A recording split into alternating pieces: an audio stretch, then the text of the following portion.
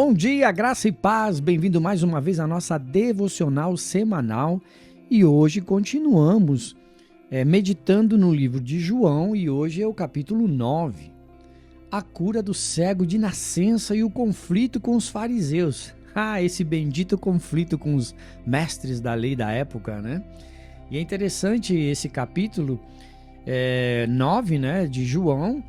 Esse evangelho narra a história de um cego de nascença que é curado por Jesus. Esse milagre se torna um ponto central para explorar temas da luz e escuridão, cegueira espiritual e o conflito entre Jesus e os líderes religiosos, que isso aí até hoje tem esse conflito, digamos assim. João 9 nos desafia a refletir sobre o que significa ver e entender a espiritualidade. E a primeira parte do capítulo 9 começa com a cura do cego de nascença. Jesus passando por um homem cego de nascença, os discípulos perguntam a Jesus, quem havia pecado, se é o homem ou seus pais, para que ele nascesse cego? João 9, versículo 1 e versículo 2. Jesus responde que nem ele nem seus pais pecaram, para que as obras de Deus fossem manifestas nele. João capítulo 9, verso 3. Ele então afirma: enquanto estou no mundo, sou a luz do mundo. Versículo 5. Ecoando sua declaração anterior em João 8,12. Jesus então gospe no chão, faz lodo com a saliva e aplica nos olhos do homem, instruindo a se lavar no tanque de Siloé, versículo 6 e versículo 7. O homem obedece e, ao lavar-se, recupera a visão. Este milagre é uma poderosa demonstração do poder de Jesus e uma metáfora para a cura espiritual, onde Jesus, a luz do mundo, ilumina a escuridão na vida das pessoas.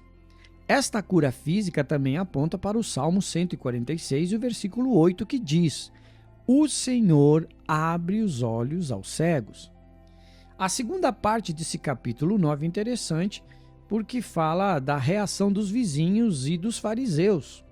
Os vizinhos é aqueles que conheciam o homem cego e ficam espantados e não conseguem acreditar que ele realmente recebeu a visão. Isso está registrado em João 9, do versículo 8 e o versículo 9. Eles o levam aos fariseus e o homem relata como Jesus o curou, versículo 10 ao versículo 15. Como a cura aconteceu no sábado, os fariseus começam a questionar se Jesus é de Deus, já que ele aparentemente quebrou a lei e a realizar um milagre nesse dia, versículo 16. No entanto, outros argumentam que um pecador não poderia fazer tais sinais. Os fariseus, ainda céticos, interrogam os pais do homem para confirmar se ele realmente nasceu cego. Mas seus pais, com medo dos líderes judeus, confirmam que ele era cego desde o nascimento, mas evitam se envolver mais profundamente, indicando que ele próprio poderia responder às perguntas porque já era maior de idade. João capítulo 9, do versículo 18 ao 23. Este medo dos pais reflete a intimidação exercida pelos líderes religiosos da época sobre o povo, semelhante ao controle espiritual denunciado em Mateus capítulo 23 e versículo 4, onde Jesus critica os fariseus por colocarem cargas pesadas sobre os outros. A outra parte do capítulo 9 fala sobre o testemunho do homem curado. Os fariseus interrogam novamente o homem curado, exigindo que ele glorificasse a Deus e declare que Jesus é um pecador. Versículo 24. O homem responde com simplicidade: se é pecador, não sei. Uma coisa sei, eu era cego e agora vejo. Versículo 25. Sua declaração é um testemunho poderoso da obra de Deus em sua vida. Quando os fariseus insistem em questionar como ele foi curado, o homem, ironicamente, pergunta se eles também querem se tornar discípulos de Jesus, provocando a ira deles. João capítulo 9, versículo 27 e versículo 28. Eles o insultam e o excomungam da sinagoga, acusando-o de ser discípulo de um pecador, enquanto se consideram discípulos de Moisés. O homem, no entanto, responde com sabedoria, dizendo que nunca se ouviu falar de alguém que abriu os olhos de um cego de nascença, incluindo que se Jesus não fosse de Deus, ele não poderia fazer nada. Versículo 32 e versículo 33.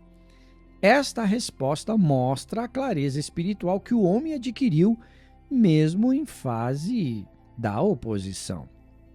A outra parte do capítulo 9, digamos assim, Jesus e a verdadeira cegueira. Depois que o homem é expulso, Jesus o encontra e pergunta se ele crê no Filho do Homem. Versículo 35. O homem pergunta quem é para que ele possa crer. E Jesus responde: você já o tem visto. É aquele que está falando com você, ou seja, o próprio Jesus. O homem responde: creio, Senhor, e o adora. Este encontro revela que a cura física levou à cura espiritual, culminando na fé em Jesus Cristo. Jesus então declara: eu vim a este mundo para julgamento, para que os cegos vejam e os que veem se tornem cegos. Versículo 39. Alguns fariseus, ouvindo isso, perguntam se Jesus está dizendo que eles também são cegos. Jesus responde: se vocês fossem cegos, não seriam culpados do pecado, mas agora que dizem que podem ver, a culpa de vocês permanece. Versículo 41. Esta resposta revela a cegueira espiritual dos líderes religiosos da época, que acreditam que enxergam, mas na verdade são incapazes de reconhecer a verdade.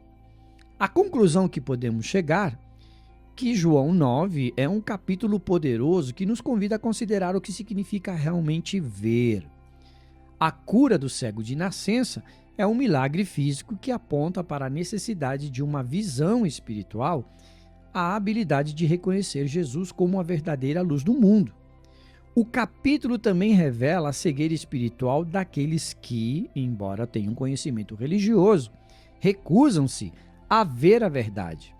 Jesus nos desafia a abrir nossos olhos espirituais para que possamos ser curados e libertos da escuridão, reconhecendo-o como o Filho de Deus que nos dá a verdadeira visão. Pense nisso. Deus te abençoe. Vamos orar? Senhor Jesus, na tua presença, te agradecemos por mais um dia de estarmos vivos na tua presença e hoje foi o capítulo 9 do livro de João. A cura do cego de nascença e a continuação dos conflitos com os fariseus. Queremos te agradecer porque sabemos que tu és a luz do mundo e a luz, quando ela brilha, a escuridão tem que ir embora. Queremos te agradecer porque hoje entendemos mais um pouquinho sobre o teu poder, sobre a tua divindade, sobre o Deus de milagres, sobre o Deus de resgate, sobre o nosso Salvador, aquele que se entregou por nós, o Filho de Deus Altíssimo, e deixou um exemplo vivo a ser seguido. Deus querido, queremos te agradecer porque sabemos que sem ti nada podemos fazer e sabemos que tanto na cura física como na cura espiritual, o Senhor é o único que tem esse poder de realizar esse milagre em nossa vida. Por isso colocamos a nossa vida nas tuas mãos e declaramos que a tua palavra, que jamais volta vazia, ela nos abençoa todos os dias com o conhecimento divino, com o reino dos céus. Entregamos a nossa vida nas tuas mãos. Obrigado pela saúde, obrigado pelas oportunidades e obrigado por esse dia, porque sabemos que será um dia abençoado, melhor dizendo, já é um dia abençoado, e se estamos respirando o fôlego da vida, porque esse fôlego é dado por ti. Te agradecemos por tudo e entregamos tudo nas tuas mãos. Em nome do Pai, do Filho e do Espírito Santo de Deus, em nome de Jesus Cristo, teu Filho amado, o nosso Salvador. Amém, amém e amém.